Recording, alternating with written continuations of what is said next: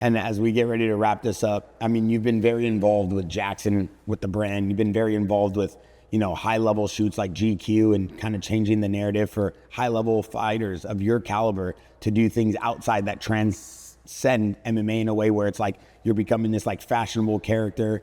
You have a full collection in Santo Studio. You have a brand new watch dropping with JAXXON. You're doing a lot of things outside of the cage. Do you feel like you're still 100% locked into becoming a world champion while doing these things? And do you feel like kind of the fans and the community is starting to relate to you more as a fighter because they see how locked in you are, and that's what's making those opportunities grow? Yeah, I think that I don't think that any of the things that I'm involved in now with JAXXON, with Santo, are distractions at all. I think you have a great understanding of that, and that's why I love working with JAXXON and Santo, because my fighting does come first, and it's not, it's not anything that really takes me away. The thing that we say here all the time, the one team, one dream. Always. So I know that everyone here, behind Santo and JAXXON, everyone's behind me. Everybody's rooting for me to fight.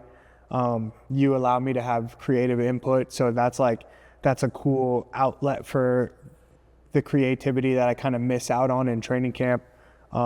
It's just really like a perfect balance. Do you feel like you're getting to accomplish all the things you've been wanting to do outside of fighting? Yeah, I think that it's nice to, like, the things outside of fighting, from GQ to our podcast, it's really allowing me to be myself now. Amazing. And it's allowing the fans to see me for who I am, as a person and a fighter. And to me, man, like, that feels good, to just be able to like truly be seen. I'm not walking around some character. Do you know what I mean? Or like people don't know me as just like, oh, this character that, that I have to build this character for myself, and that's how people are going to recognize me. It's like, no, I'm a badass fighter, and like, I'm into style and like men's jewelry and friendship and community. And that's how people know me, and that's who I am until the wheels fall off. So it's just, I'm blessed to be in this position. You did an amazing podcast with Joe Rogan, and as we get ready to wrap this up, last question is, you sat down with Joe Rogan, you talked about being a part of the community, like I said, JAXXON and Santo Studio. You talked about being able to be who you are, and you talked about many times, I love this thought about not having to be a character, and you get to be yourself. Very close to that, and someone who did it before anybody was a guy like Rampage. He truly is who he says he is. He truly is as crazy as he is. He's not putting on a front. That's what makes Rampage so special. But we see the UFC going more towards a lot of these WWF style characters where people are putting on these personas, good or bad, but it's selling fights and it's helping blow up guys to another level. Do you feel like the fans actually know who you are? Do you feel like the message you've shown, which is, I'm willing to die in the cage to give the fans one of the greatest fights, do you feel like they finally feel that after this Yuri fight?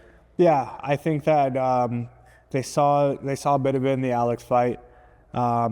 They saw it in this last fight, and so I think that those two fights alone kind of show what I'm and like, I was gonna show like my grit and my toughness. And I was gonna end it with this just because I didn't want to be too harsh, but do you feel sometimes that's too much pressure on you, that's gonna kind of sway the way you attack, the way you finish? No, never? Because I even in my pre-fight interviews and stuff, like, I didn't ask for this type of fight. I didn't want this type of fight. That wasn't my plan.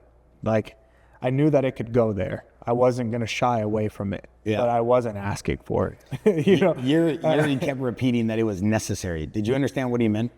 I think I don't understand, but whatever he was going through in those moments, because I know that he ate some big shots. I know that there was some doubts. I know that there was some moments from his end where he was like, oh, damn. So maybe there was something that he had to pull from. Maybe he had to go to a dark place and to be able to land a good left hook and he had to tell himself it was necessary to have to go there. Otherwise, he wouldn't have won the fight. That's how I see it.